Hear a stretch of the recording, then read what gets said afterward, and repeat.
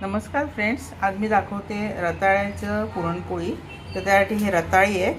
तर ती रताळी चांगली मी उकडून घेतली आहे आणि याच्यात सालं काढली आहे आणि आता मी मॅश करणार. आणि त्याच्यात जर दोरे रेषा बिषा असतील तर ते काढून टाकायचं आणि मॅश करायचं. आणि पोळ्यासाठी आपण पीठ मळून ठेवलं आहे. ते गव्हाचं पीठच घेतलं आहे मी.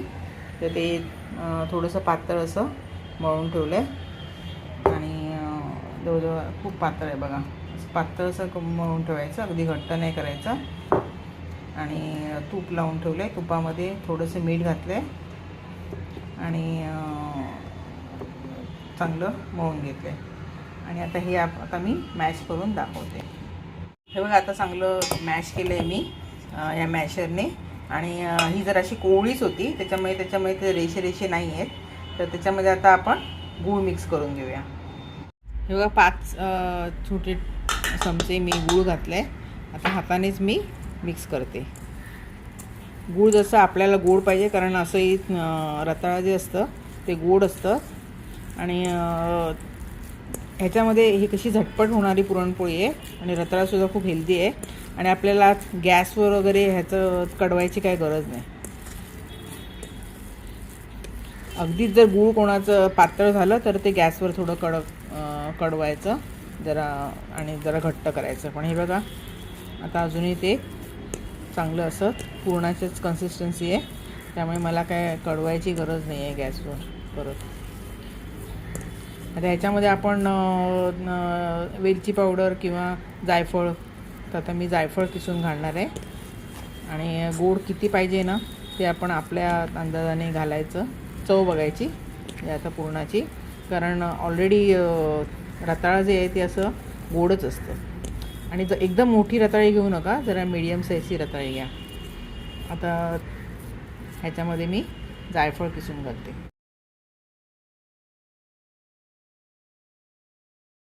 हे बघा, ह्याच्यामध्ये आता थोडंसं हे पाव जायफळ आहे ते मी असं किसून घालते.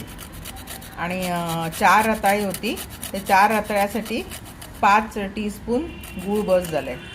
आणि मी चवसुद्धा बघितली त्याची, तर ती चव अगदी गोड झालं आहे चांगलं, कारण रताळी अशीच ती गोड असतात. आणि रताळी अशी जरा छोटीच आणा, एकदम मोठी आणू नका. मोठी आणली तरी चालतात, पण मग काय होतं त्याच्यामध्ये ते दोरे असतात ना, रेषे, ते काढावे लागतात. हे बघा,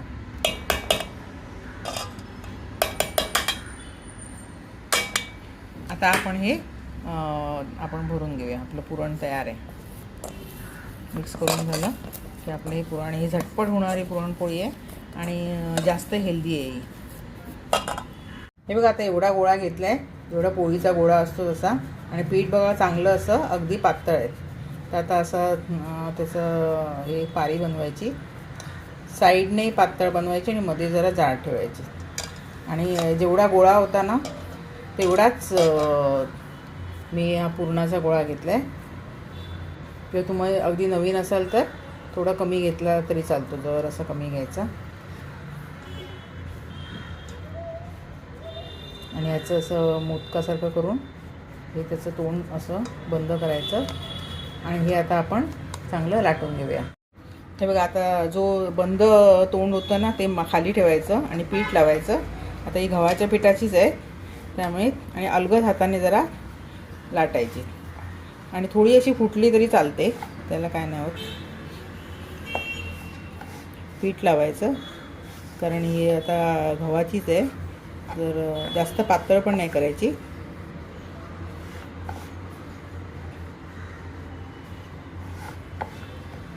जसे आपण पराठे वगैरे करतो ना, तसंच ह्या पटकन पुरणपोळ्या होतं. आणि हेल्दी पण आहे. डायबिटीसची लोकंसुद्धा त्या खाऊ शकतात, कारण डायबिटीसला हे चालतं, रताळं चालतं. हे बघा, आता एवढी मी ठेवली आहे. आता ती भाजून घेऊ. तवा चांगला आता गरम झाला आहे. आता त्याच्यावर आपण लाटलेली पुरणपोळी आहे ती टाकूया.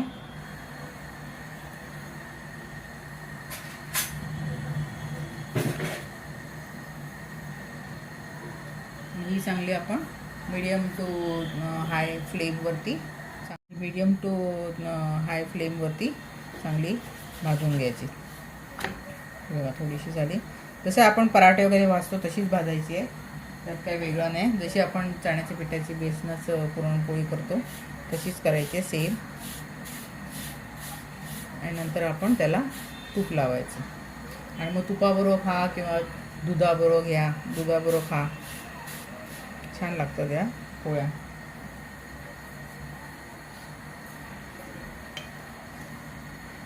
थोडंसं तूप लावूया.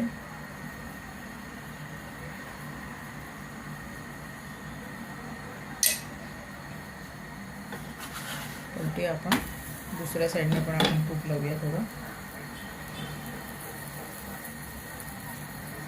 आणि चांगल्या या सॉफ्ट राहतात, अगदी दुसऱ्या दिवशीपर्यंत सॉफ्ट राहतात या. एक तर त्या गव्हाच्या पिठाच्या आहेत, त्यात मैदा नाही आहे, त्यामुळे त्या चांगल्या सॉफ्ट राहतात.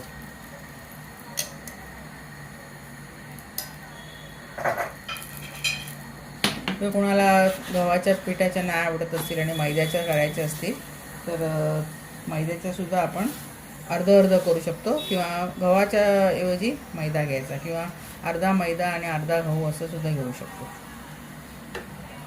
बघा चांगली फुगली पण आहे. आता काय त्याच्यात काही जास्त भाजायची गरज नाही, कारण आतमधलं पुरणसुद्धा शिजलेलं आहे. ते तूप चांगलं लावायचं. बघा आपली फुगली पण बिलकुल.